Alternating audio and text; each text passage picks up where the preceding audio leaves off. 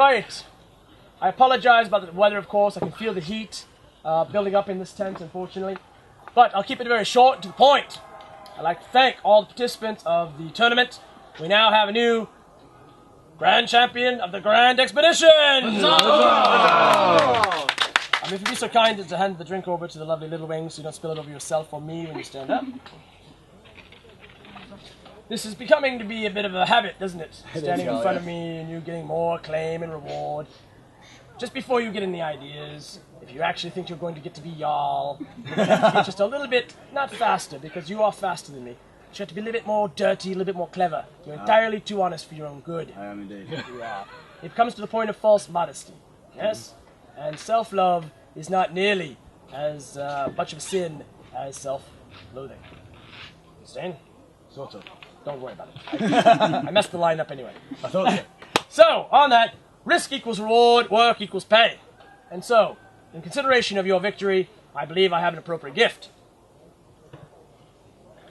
I wish to present with you, my new champion, this fine Celtic marked drinking cup of a size to ensure that you are not so drunk that you cannot fight when I require it. Thank you. And of a price that I can afford. Huzzah! Huzzah! Huzzah! Thank you. I made a jest just then about Jarl and what it is to be Jarl. Or the Alcona. The dais is a very important thing. I've touched on this before. Should there be any here that wish to replace me as Jarl, it is within your right. All of you are empowered to do so.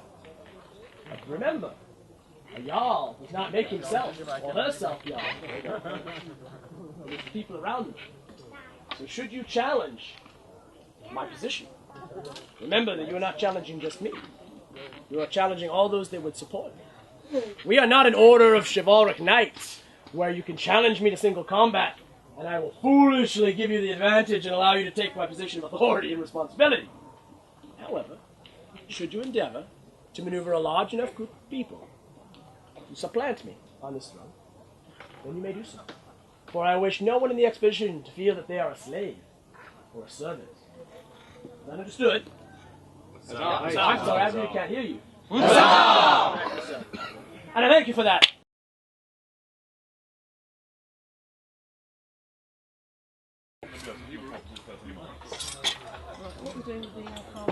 Shaking off. Yeah. There's been something about like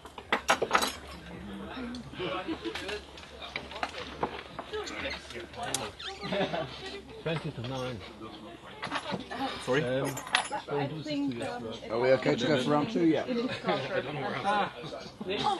something to do with a fertility ritual. My mother was a saint. Because his antlers like that. I think there's some kind of fertility ritual where you run through the woods naked and jump into everything. Yeah, should be coming. It's the swap with the mead. Is that mead? That's not. That's a little bit of water. Oh, okay.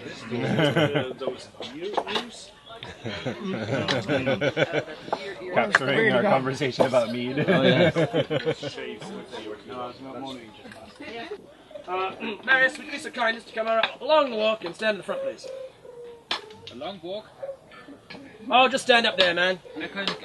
Time is short, yes. Right. Those of you who've been with us for a little while now to the Lands of the Dragons know that Marius here is my right hand when it comes to the matters in the camp.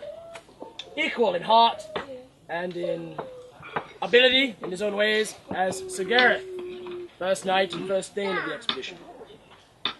Often his work goes unnoticed, unremarked and unappreciated. And so, I wish to draw attention to him on this day that we have allowed him to try to take a rest. Of course, he wasn't able to, because things kept pressing needs upon him. And I'd like to say, in behalf of that, I have some very fine necklace here, with many stones on it. Each of these stones represents a favor that I owe this man. Now, unfortunately, I couldn't find a bigger necklace. So it might not be an exact correct number, but it's close.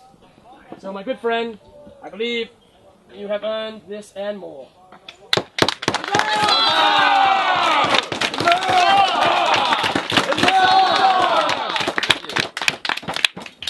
like hot coffee in the morning, please.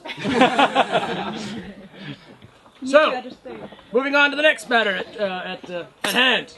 I'll turn it over to the Arcona. We have a very nice standard, which most of you will have seen, for tonight, when we actually join the West in their task and move out together with the whole group. I would like to ask you Yes. to carry the banner. There's a nice thing. 1 second, please, madam.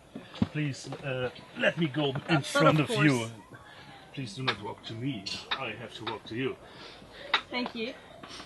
I hope this device will help you to lighten your burden, but as you also have much more many more responsibilities than carry the banner, it is a short-term honor to do so until somebody else proven himself worthy to carry our banner.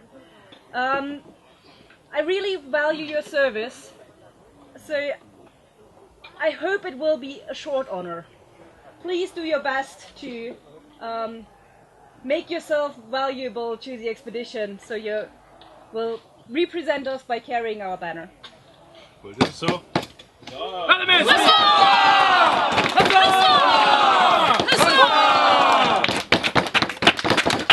Time, of course, is short, so therefore I've stopped Raucus, who has a habit of grinding on and on and on in his speeches, from speaking.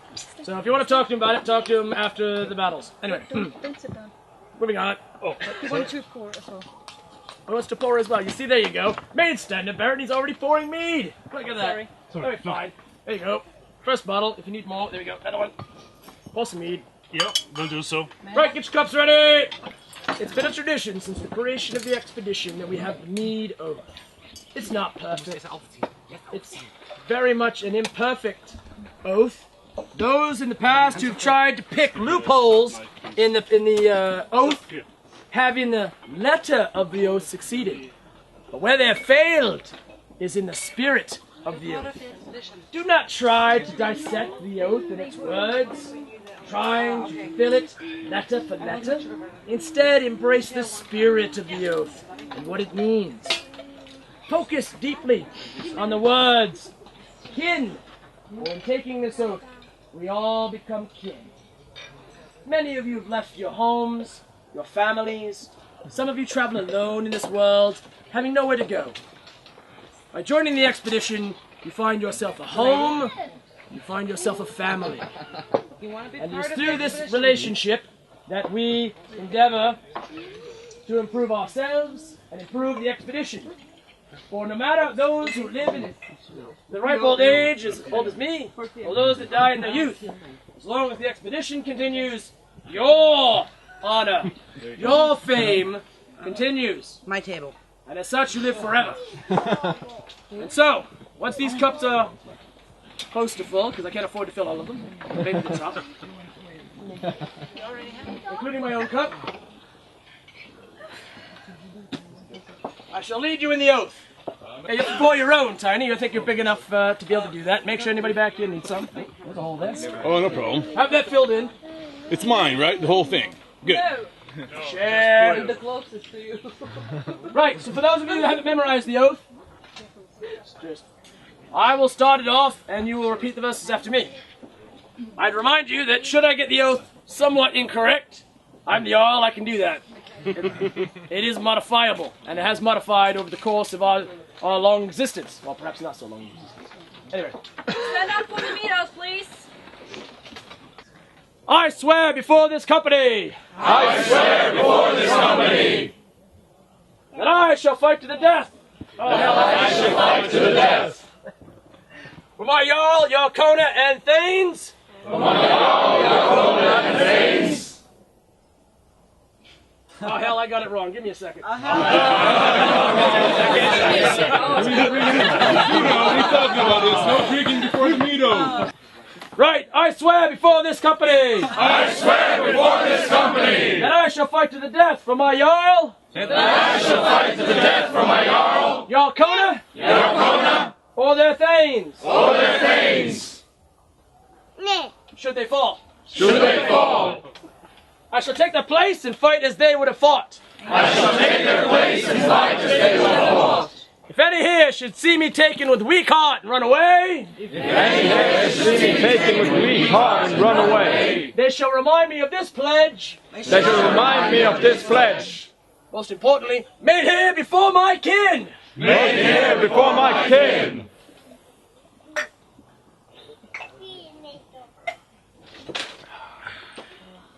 Huzzah!